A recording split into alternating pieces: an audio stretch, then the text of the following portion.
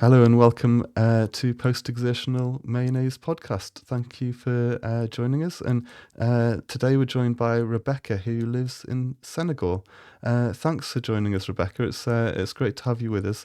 Do you want to? We're sort of talking about grief at the minute as a topic, and would you like to tell us a little bit about your chronic illness ME journey and a bit about how grief has played a part in that? Okay. Well, thank you for having me. I'm really happy to talk about this journey and how the role that grief plays in the chronic illness life. So my name is Rebecca. I live in Senegal. I've lived here now for 20 years. For those of you who don't know, Senegal is in West Africa. Um, so I was diagnosed originally with dystonia. That's the first diagnosis I had in maybe 2012, 2013. But I had been ill for a while. I had gradual onset. So I'd been ill for a time. I knew something was wrong. I got all the batteries of tests, and of course, everything is normal. Uh, and so finally, I found a doctor, and he diagnosed me with dystonia. I went on and just did my research, and I had all my stuff. I had a good doctor, and had found all my stuff. And I went to this doctor with all my information, and I found the ME criteria um, consensus. I think it's called. I can't remember online. Mm. Filled that out, presented it to my doctor at the time, and said, "Can we do this?" And he was like, "Yeah, let's go." So we did all the elimination tests and whatever, and then came to the diagnosis of ME. So that's how I got diagnosed with ME. I suppose it's not like an official thing because it's not written down anywhere. Um, but yeah, and then from there, I was also diagnosed with fibromyalgia. Also, I have POTS, diagnosed with POTS. Um, I was also diagnosed maybe last year with leaky gut syndrome as well. I also have Mm. what is it called? Fiber, small pain. I can't remember. Neuropathy. Uh, so those are basic, and I also have hypermobility. So those are basically my main diagnoses, that I'm living with and I've been living with for a while now. So officially say 10 years, but obviously it goes back farther. And like many people, Mm. I think especially with people who are diagnosed older, because I'm 50, let me think. I'm 52 now, I guess. And so, I have time to go back and think, oh my gosh, there was that, there was this, there was that, 20 years ago, Mm. 30 years ago. And I think younger people are lucky now because they can get diagnosed. These things are known and they can get information before we did. And so they can go through the process a lot sooner.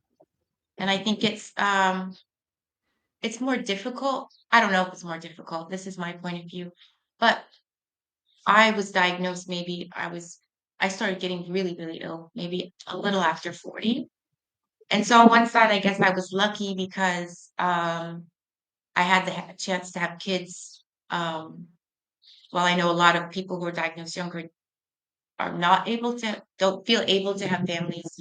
But at the same time, it makes it harder because Mm. I was ill and I'm a single mother of two, no financial help from the paternals of my children. So it was really hard. Um, and I say hard, but that's a very small word, isn't it? Um, it's Yeah. beyond hard. I think it's not comprehensible for Mm. if you haven't lived it, I think it's not really understandable. So before I got sick, I was super sporty, super athletic, just super social. out all the time. Um, my house was like a gathering for friends.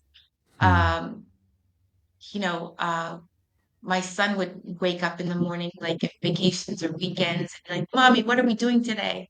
It was that sort of thing. We're just out all the time. Yeah. It's very sporty. I mean, I did 5K ocean swims and did marathons, half marathons. I mean, it was just really, really, uh, like sports was my working out and sports was just my huge part of my existence.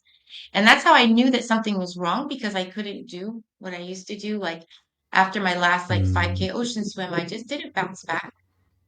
Um, like my body should have. So super in shape. But I thought, oh, it's just age. Oh, I was just tired. I didn't train hard enough. Those excuses. And so I would always push through, push through. I Mm. was working like mad. And I was just like kept pushing through and pushing through. Just trying to um have some kind of financial stability and even mental stability for my kids. But I knew something was wrong. And so totally in denial, complete denial for years. And Yeah. then what happened is one day I just couldn't get up. I literally couldn't move. I was paralyzed. Couldn't get up out of my bed.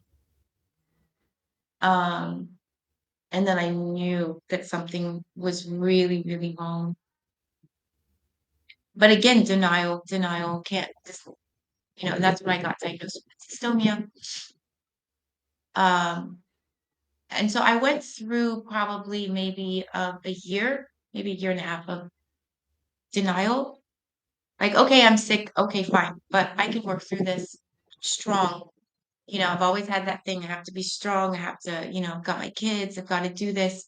And then it kind of hit me really hard. Um, so I was like, I can't do this. I'm gonna cry. I brought my tissues. Um, That's okay. It's a big yeah, and then topic I and it's kind a of hard, yeah, it's a realized hard that thing to I, talk I about. can't do this. I can't. I have to change something because I was going about my life like, okay, this is I'm ill, fine, I'm kind of sick, but I can still keep on doing it if I just have the right mindset, right? If I just it's my fault. I'm not doing this, I'm not doing that, I'm not doing this. That's why I'm sick. I had a lot of that. Um, and I just I just realized I was like, I can't, this isn't working, I can't do this anymore. Something has to change. And that realization was really was huge.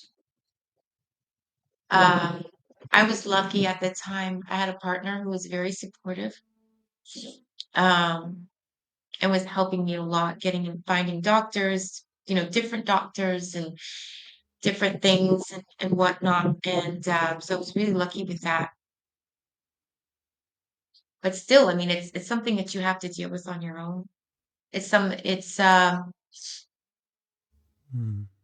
and I was, on the internet all the time searching for information. And 10 years ago, there was a lot less information. And I found this site called HealClick. It doesn't exist anymore, or it exists, but it has different configuration. And it was created by somebody who has ME, and most people in there had ME, so it was a fantastic resource for me in the beginning. And got a lot of good advice from people, just really practical advice, like sitting down in the shower. It was just like silly things, but it can change your life. Just Yeah. because we have these things, well, like I have to stand in the shower, like Mm. just like I mean, just like stupid stuff. And just to have people who can just reinforce, like, no, it's okay to sit in the shower. It's okay to sit down. And we're like, whoa, this really Mm. changes a lot. So I was very lucky, and there was one woman on HealClick who was a little bit older than me, and who told me, and it was probably the best bit of advice I've ever gotten, and it's advice I give to other chronically ill people. And she said, you have to let go. You have to grieve. Grieve who you were Mm. because you're not that person anymore. And you're never going to be that person anymore. That person is dead. So it's a hard reality, but it's the truth. And so, especially for people who are older when they get diagnosed, um, I think that's harder to do than for younger people who are diagnosed.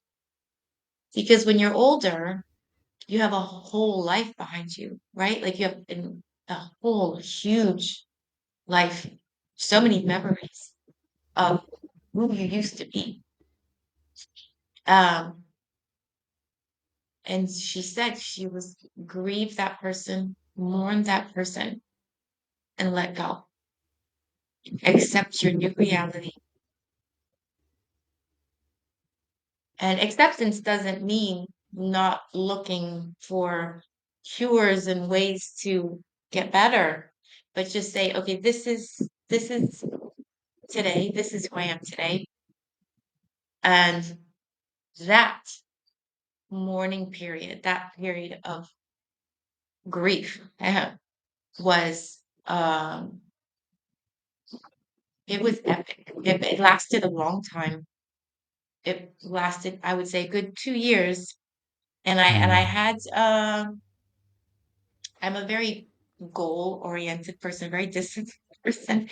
And so I have a list of on my bedroom door as you exit my bedroom door. I always have a list of goals. I do it for my children as well. Like so we start the school year. What are our goals for this school year? And I have that up. And capital letters was let go. Let go of resentment. I was also at the time I was sick. And so when Mm. I got sick, I wasn't as social. So all my friends just disappeared. I really had almost nobody. I had my kids and I had my partner at the time, and that was it. And so I had to let go of that resentment. That's grief as well. Grief is losing your friends. Uh, Realizing that when you're Mm. sick, nobody understands, um, and nobody really wants to be around you. You know.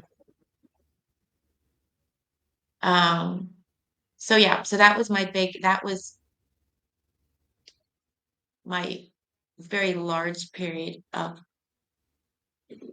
grief, I would say. And again, it's a lot harder when you've had so much um past, like or in so many different past lives. Um, but by the time you get to age 40, you've been like 100 different people by that time. And so just saying, okay, you know what? This is just a Mm. different me. It's not bad, it's not good, it's just different. And so that's what I had to tell myself. And so it took a long time. And so that's why I call my big period of grief. And then there's the your sort of everyday grief. Um, Mm. and that's something you deal with almost every day, you know. Um, I'm better now, personally, around that. But I got off a long time ago. I got off um, social media. I got off like the Facebook and the everything because you see what other people are doing. Yeah.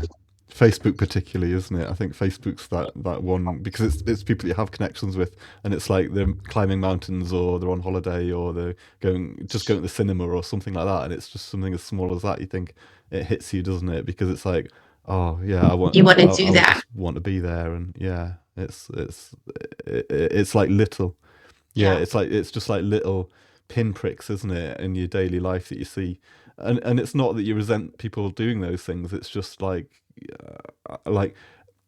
you don't even want to put it in the terms of one of my friends put on our recent podcast that I just put out yesterday about he's a musician and other musicians going out and gigging and going on tour and things, and he said about just feeling jealous, and it's hard to accept that you feel It jealous is. It's about very hard. something, Yeah, it's and very, it's very hard, isn't difficult. it? It's really difficult because you're, like you said, you think it's great. I'm very happy for other people who are doing stuff. Um, but you just want to do some of that too, you know? And of course, when you have a chronic illness, Mm. oftentimes you don't have the financial means to do a lot of things. So even if you could, um, you can't do it. Yeah. Um, but you deal with that, and I know personally what's kept me going is my kids, my children. And I think if I know it's strong to say, but if I didn't have my kids, I don't think I would have made it, honestly. I don't know. I think it's amazing how I see a younger generation going through chronic illness and having chronic illness and being able to deal with it. And I think that's such a strength. I don't know. You realize that you have, you know, and finding ways to deal with it. But I don't think I would have seen the point of continuing. Um, Honestly, I don't think Mm. so. Um, so they kept me going. Um, but there is also grief when you're a parent because you can't be the parent that you want to be. So I have two Yeah. kids and they're 7 years apart, so it's a Yeah. big difference. So seeing the mother I was for my son and seeing the mother I was for my daughter is very different. Um, and Mm.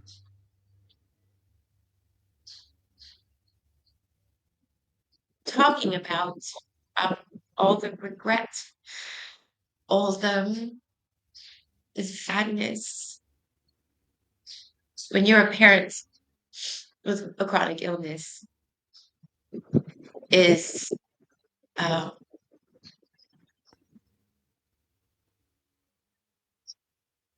I don't even have the words. The amount of guilt you feel is overwhelming. Yeah. It's just Yeah. overwhelming. You blame yourself, especially I'm a single parent, so it's Mm. um it's more so I think it's every everything is my fault. Everything that's not going well. If something doesn't go well in my child's life, well, it's my fault, right?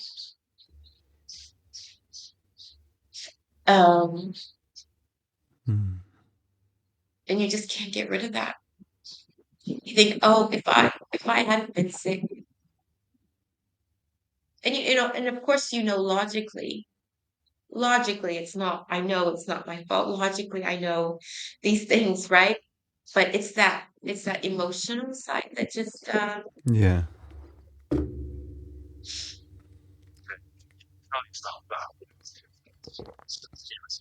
Yeah, you can tell yourself that, but you still feel it deep inside, don't you? Like I've got two kids, and yeah, I I feel like I stopped being the parent that I Mhm, wanted to be like 5 years ago. Well, nearly 6 years ago when I became ill, and my wife's fantastic, and but she often feels like she's a single parent when she's out with the kids because I'm not there with her and doing things and doing the family stuff, and it hits you hard, doesn't it? Because you mhm, can't be there and be that supportive figure in the way that you want to be, and I think for me, just the fact that I'm here and I'm present with them when they come home, um, is an important thing for me. Like just like having to remind myself that because I can't be out there in the world with them, but I know that at least I'm Mhm. providing some sort of stability as a father figure when they do come home. So, but for you, it's doubly hard because you can't.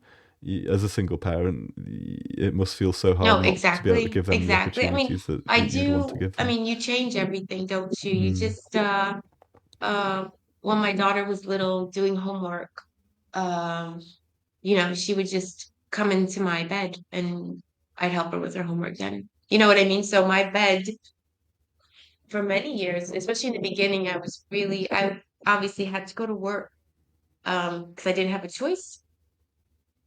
I would go to work and I would just be in bed the rest of the time. I was basically bedbound.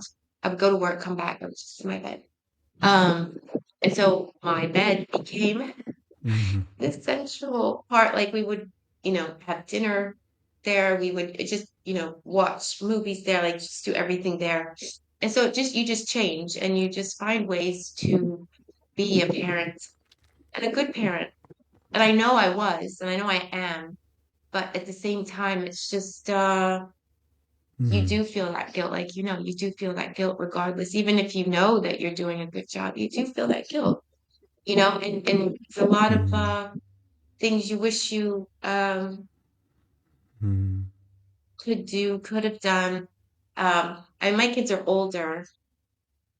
My son now is on his own. So at least like on a financial standpoint, I don't have to worry about providing for him financially at least. So that's a relief, you know. Um, but now, my daughter could be going away to university soon, so it's just you worry uh,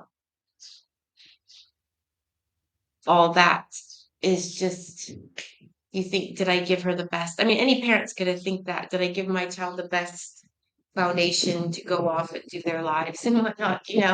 But I think when you have done it the way we do it, Mm. it's like you worry more, I think.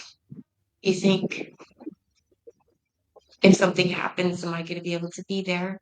You know? Mm. Uh, but it's just part of Mm. I try not to think on it. I try to because I try to deal with other uh daily uh stuff that we have to deal with.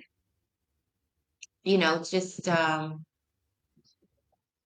don't know. Like as you know, like it's just Mm. day-to-day stuff, like your day-to-day symptoms and um your I don't know if you have pain, but I have huge amounts of pain. Just like, okay. Like I don't even notice my pain anymore. It's just become so normalized. I think a lot of our symptoms become normalized. So we don't even notice, right? We don't notice anymore if we're feeling nauseous, you Mm. know, if- depending on what it is. Um, or we're feeling anything really, numbness. And I think that can be dangerous, can't it? Because it could be something apart from our, Mm. regular stuff. So anyway, but that's I mean that's been my so anyway, sorry, I have a tendency to Mm. go on tangents.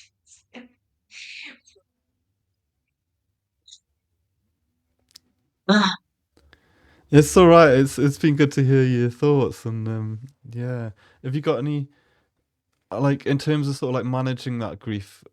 Like you say, is it just a case of living on a day to day basis? Because I think if you think about it too much, it's it can get too painful, can't I work it? a lot Is there on a way that you navigate that grief I know a lot of yourself? people hate mindfulness, but mindfulness was very useful for me.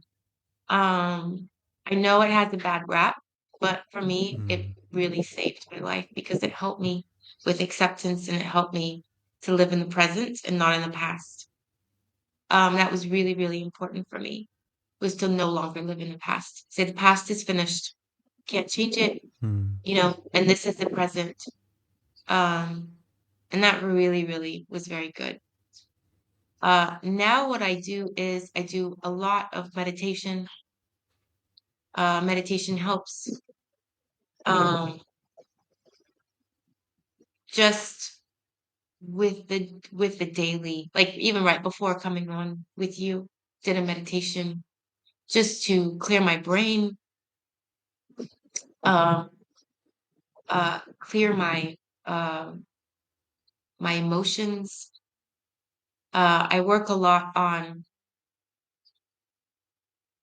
recognizing negative thoughts, negative emotions, and just trying to disintegrate them. Just disintegrate them, just get rid of them.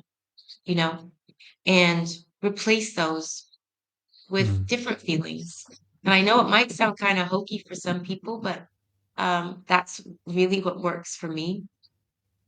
And just, replacing those feelings with peace, with calmness, with joy, with kindness. Mm. Um, that's something that I couldn't have done 5 years ago because I was still in a place of resentment.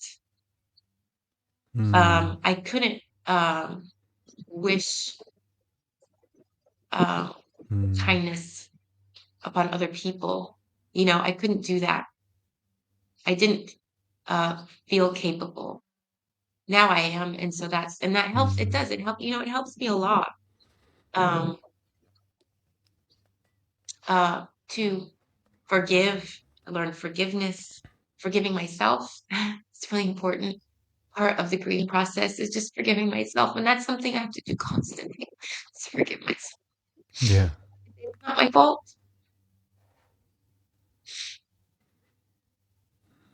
Because you Mm. think, is it something I did in the past? No. Shouldn't have done this. Shouldn't have done that. Uh, Even the reasons for my illness. Like I got way back when I had my son, I had a botched epidural, and that did mess up my spine. And I got a very bad infection in my spine, and that. So I tell myself, oh gosh, I shouldn't have gotten that epidural. I if I hadn't got the epidural, so you just go through all these, you know, thoughts and thought forms and just getting rid of all that, Yeah. and then I got after my daughter was born, I got cerebral malaria and then meningitis, And so I think, oh gosh, if I had just caught that malaria before it went to my brain, and just ridiculous thoughts that just, um and I still have those, you know. I think that's what grief is. I mean, grief is something that I don't know. Have you ever seen the movie? It's an Australian film. It's called The Babadook. I think it's called The Babadook. You need to watch it. I don't want to tell you the I ending, haven't, no. but it actually is a I've heard of movie it, but I've about not grief. It's a seen it. very scary movie. So if you don't like scary movies, I can tell you the thing. But it's a movie about grief. And I think grief is something that you have to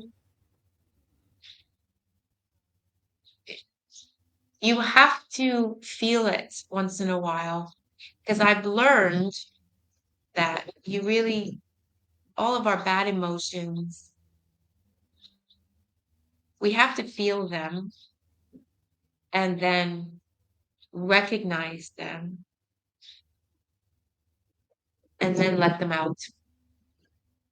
Because I think if we don't let them out, then they can't be replaced with positive emotions. Mm. And I'm not talking about like toxic positivity or whatever. I just saying Mm. if you don't let them out, if you don't let out that Yeah. grief, because grief is going to come up constantly. It's never going to be gone 100%, no matter what. No matter what. Ask anyone who's dealing with any kind of grief, whether it being losing a loved one or whatever. the grief is always going to be there. And I think we always have to bring it up, recognize it for what it is, uh, and let it go. And just say, what is, Mm. and also Mm. say, Yeah, and it's such a look at it and just say, well, okay, that happens, and that's it, and that's the past. Yes. I don't know if that's clear, but mm. yeah. It's almost a case of So I think it's something that it's almost a case of having to go ahead. it's almost a case of having to do that almost on a constant sort of cyclical basis Yeah. because we're not, and it's something I've talked to various different people as part of this process, that the grief isn't ending because we're still living in the chronic illness, we're still living in the It never ends. fatigue, Mhm. and the grief isn't something that is a marker point in our life that then we can move on from because it's ongoing. So Mhm. it's almost like that release valve. You make a really good point. It's almost like letting the steam out, letting it vent, but almost having to kind of Mhm. Yeah. work on a day to day basis. And I know some people have said it's almost like too hard a thing to have to let out because it's too big. So some people kind of like just keep Mhm. a lid on it, but then sometimes it kind of bursts out, No, you and can't. then so yeah, it's such a difficult process to go through. But I'm just aware of time, so I really appreciate you sharing your thoughts. Have you got anything else you maybe want to add for other people, or I think we've covered quite a lot, haven't we? No, we have. I know I'm very talkative. I think I'm also quite talkative with people because I live a very Yeah, isolated yeah. we're so isolated, and so it's just, I mean, I do go to work, but it's not the same. I don't really talk about any of this stuff with anybody, any of oh God, I'm gonna cry again. All these feelings. But yeah, I mean, I think that and I, if ever I do talk to people about having a chronic illness, I always say my first thing is I give the advice that I was given in the beginning. Like I said, get rid of that person. The old you is finished. It's finished. It's a harsh reality, but you've got to just get rid of that person, grieve, mourn, and get on with it. Get on with what your reality is, and um, feel those negative emotions. Let those negative emotions out because, like you said, it's a pressure cooker. And then when it comes out, um, because I mean, I've done that, and it just leads to massive crashes because emotionally you're Mm, just overwhelmed, overrun, and then you just have this massive crash. And in my case, at least, it led to just massive depression, mm, you know, just because you deal with it all at once and not little by little. And so for me, I think it's easier just to if I feel it, if old photos come up, for example, of me when I was, I don't know, playing in the pool with my son, and I was able to carry him on my shoulders and throw him off my shoulders into the pool, and things like that. Um, that just, oh, that just kills me. mm, mm, Um, but just face it and just appreciate that moment and that memory. And I tell myself, okay, that's what I did then, and this is what I can do now. mm, This is what I can do. I can't do that, but I can do this. mm, And so that's what has helped me get just as difficult it is and crying. I never was able to cry before. And not being embarrassed to cry and saying it's okay. It doesn't make me weak. Um, it doesn't make you weak to cry. It doesn't make you weak if you feel if you do feel sad, um, if you feel the need to, um, oh gosh, I don't even know how to say this, but it's like it's basically just okay if you have these feelings, and just I think what people who are coming into this with illness, we see like with the long COVID community, etc. So people that it's new, this thing, Mm. it's I think it's, you just got to do this little by little, you know, and it's Mm. okay, but it's never going to go away. You just have to face that reality. You have to accept it. Mm. This is my illness is never going to go away. I'm always going to be sick, and I'm always going to be grieving, and I'm always going to be missing out on something. And accepting that, as hard as it is, but accepting that, and it's helped me just get on with my life. Say, okay, Mm. let's get on with it. Let's create something new. Um, Create a world that I can live in and that I can be productive in. Because I always have the feeling I have to feel productive. So, whatever it is, even if it's, I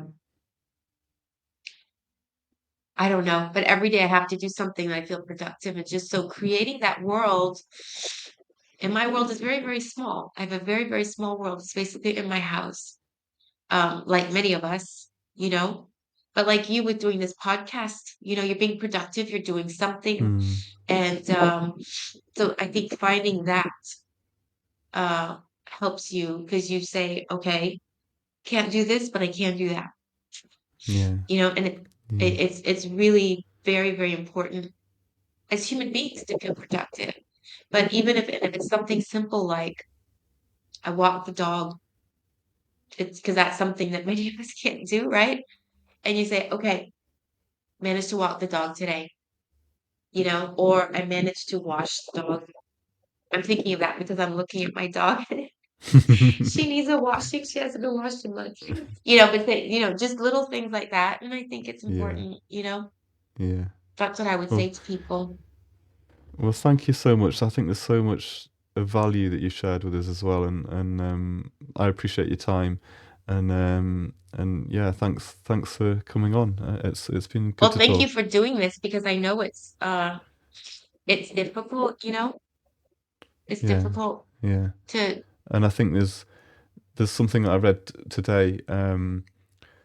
Somebody shared online about their exploration of chronic illness and grief, and that comes from almost like uh, a pagan Celtic kind of perspective around actually like not trying to fix grief, but actually yeah.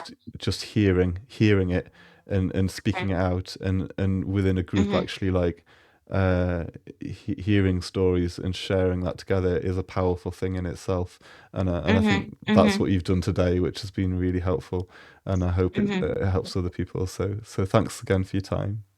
Well, thank you for having me. Thank you. I appreciate it.